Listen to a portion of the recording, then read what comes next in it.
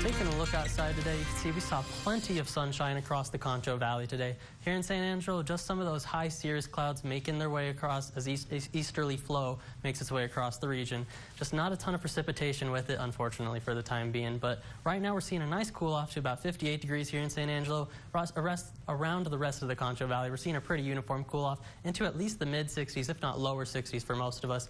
As you take a look across the entire region, you can see sitting at 59 degrees in Sterling City, 58 here in San Angelo, 60 degrees down in Junction, but pretty much for all of us, seeing that pretty uniform cool down as we make our way into this nice fall night. And then comparing that to the rest of the nation, you can see that very cold air mass starting to make its way further eastward with some ridging and some nice warmer temperatures starting to build in for the west coast. That's going to be making its way to us come for this week, and that's going to see a gradual warm-up going into this week. Taking a look at the upper level pattern, you can see this is where that last weather maker was. That's making its way off to the east coast before we see a nice ridging make its way over the Concho Valley come for the middle of the week. That's going to bring back those 90-degree temperatures, unfortunately.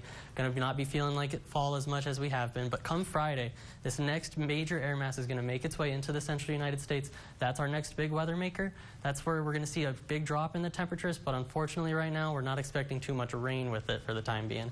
And why is that? That's going to be really because of these moisture levels. As you can see, we've taken a look at the next 48 hours, just not a ton of activity going on across the entire nation, and that's reflected on the National Weather Service's severe outlook as well. You can see coast to coast, just pretty clear, no really severe conditions going around, and that's because we're just lacking the ingredients for it for the time being. You can see that as well on the satellite and radar, just pretty clear, no convection going on across the entire region. You can see we've got a subtropical jet down there near Texas. That's bringing up some of that moisture over Mexico in the upper levels. That's some of those upper level cirrus clouds we've been seeing, just not a ton of those low level cumulus clouds that are good for shade and some more precipitation. And as we take a look at the front tracker, the futurecast here, you can see, like I've been saying, going to be pretty quiet going for the future here. Tuesday, we have a small chance for some energy to make its way into the southeastern Concho Valley.